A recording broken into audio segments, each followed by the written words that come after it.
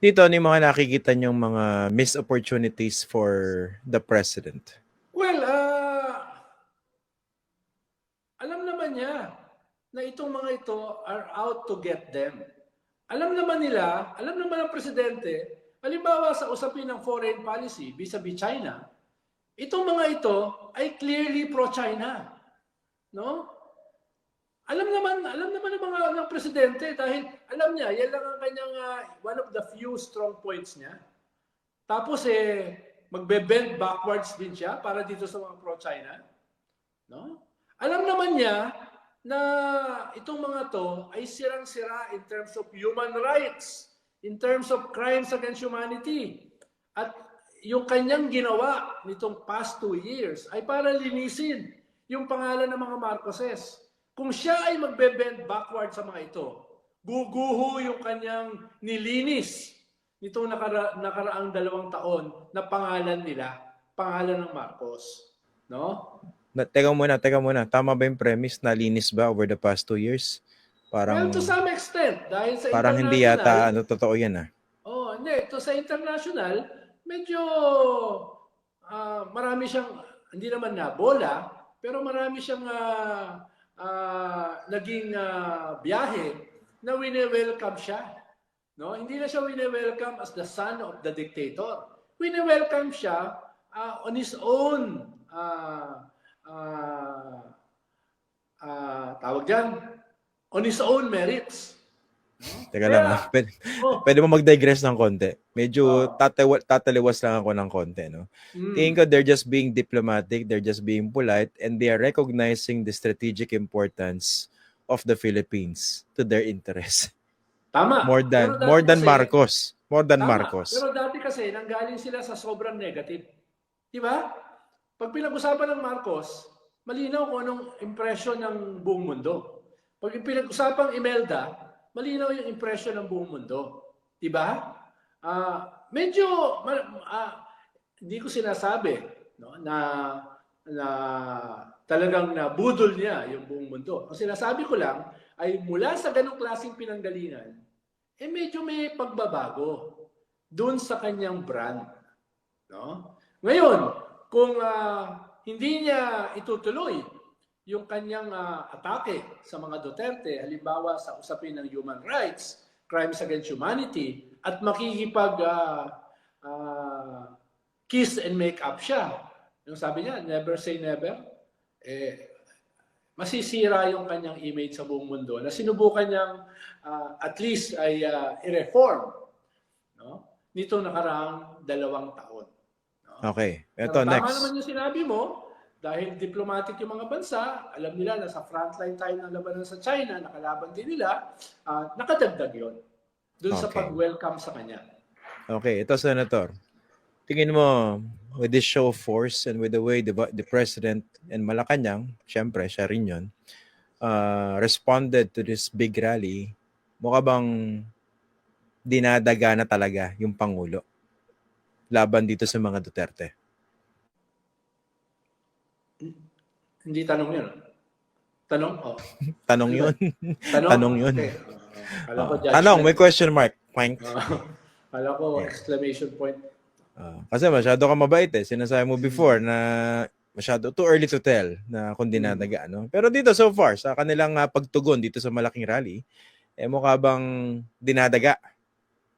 Dahil binigyan natin siya ng ilang oras, di ba? Na baka in a feat of sophistication, no? Ay bigla niyang baguhin yung sinabi niya last year na siya ay contra-impeachment. Para malagay sa spot yung mga nagrarally na ang sabi ay sinusuportahan lang siya. Di ba?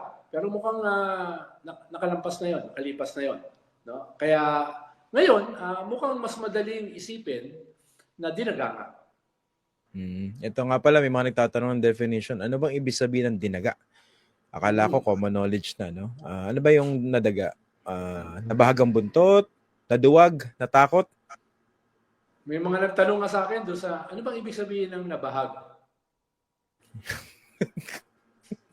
Mga Pilipino naman tayo. Alam ko napaka-common mo. Kataga na yan. Hindi naman nila usually ginagamit yan Mga taga-Hubert lang naman ang gumagamit yan. Ganun ba? Mm. Kumbaga parang may daga sa dibdib, di ba? Yan, o kaya nabahag. Ang alam Nabahag kasi ang nila buntot. ang alam nila sa bahag, damit. Nabahag ang buntot. Parang sa aso. Oo, yan naman. Yan. Ito naman, no, if I may share, Senator, no, I don't know whether you agree with this. No? Again, sino ba naman ako?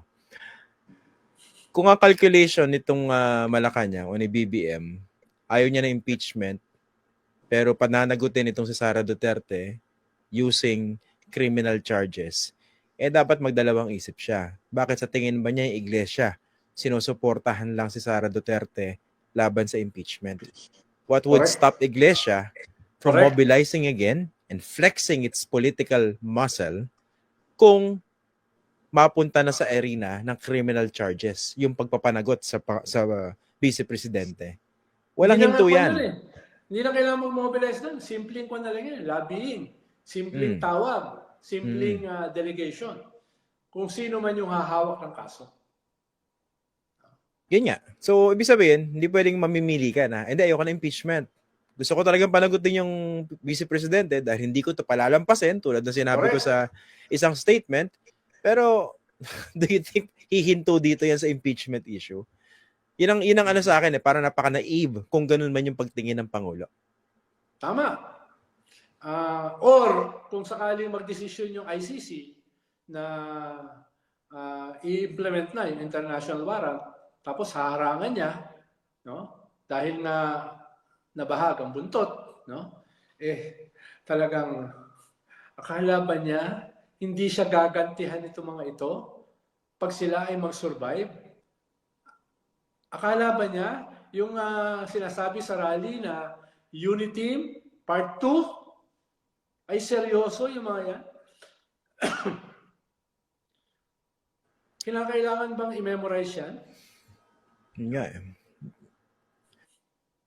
Medyo puntahan natin yung punto ng unity, no? Indulge natin yung claim na yan na talagang this is about peace, kapayapaan. Anong klaseng kapayapaan ba yung naiisip nitong mga sumusuporta sa ganitong landas, no? Ano yan? For the sake of peace, ano yan? Parang wag na lang impeach? Quiet na lang sa lahat ng mga bagay? Yun ang hindi ko masyado maunawaan eh. Ako naunawaan ko. Ang ibig sabihin nila ng kapayapaan, babalik ulit kami sa poder. Yun yung ibig sabihin ng kapayapaan. Kahit hindi immediate. Babalik ulit kami sa poder. Magsusurvive kami ng midterms. Tapos raragasa kami dito sa parating na 3 taon going into 2028. Yun yung kapayapaan. Dahil pag kami ay nasa poder, itong aming mga kaaway, nagagantihan namin, mamamaya pa talaga yung mga yan. No? Kung kayo yung nag-a-advise dito kay BBM, ano yung bibigay niyo sa kanyang advice on how to deal with this flexing by INC? Ayoko na mag-advise. Ang dami ko nang sinabing advice eh. Okay lang, libre naman ito eh, no? Lalo natanggalan ka naman ng isang programa, Senator eh. Ilabas mo na dito. Oo nga. Kitang-kita mo ba sa aking mata ang kalungkutan? Yung kalungkutan. Tapos sa isa, hindi ka naman masyado makapagsalita. Dito na. Okay ba? Well, one last hurrah. Ano? Ituloy ang impeachment, ituloy ang ICC, ituloy ang criminal cases. No? One last hurrah. Kung hindi nila magawa ngayon, na mukhang hindi nila magagawa before the elections, no? Gawin nila immediately after. No? Immediately after. Halimbawa, papasukin yung ICC before the election. No? I-file yung mga cases na gustong i-file ng mga Quadcom. Para saan pa yung napakahabang, napaka-dramatic na mga hearing ng Quadcom kung yung kanilang proposal ay hindi naman pala papansinin, hindi naman pala gagawin. Yun pwedeng gawin before the election. ICC, criminal cases. After nung 1-year ban sa impeachment, implement nila yung impeachment ulit. Kung hindi mahabol after the elections, implement after 1 year ban. No? Hindi ko alam kung kailan yung bilangan. So, dahil Alam ko malamang- from ano, 'di ba? From filing, 'di ba? malamang, after the elections, no? 6 na buwan, at most 1 year, hindi pa naman sila totally lame duck. Pero kung mag-survive ang mga Duterte beyond the midterm, magkakreate sila ng political momentum, magbabalikan yung mga umalis sa kanila. No? Baka hindi naman yung kaagad mangyari 6 months after the election. Huwag nilang sayangin yon. Gamitin nila yon na hindi pa sila lame duck. Marami pang hihingin sa kanilang mga politiko. No? Ayusin nila yung mga negatibo sa kanilang budget. No? Lagyan nila ng sangkatutak na supplemental budget. Yung kanilang mga tinanggal. Ayusin nila yung ginawa nila sa PhilHealth. Ibaba nila yung food inflation na main source ng self-rated poverty na pinakamalaki in more than 2 decades. Etc. etc. Gawin nila lahat yun.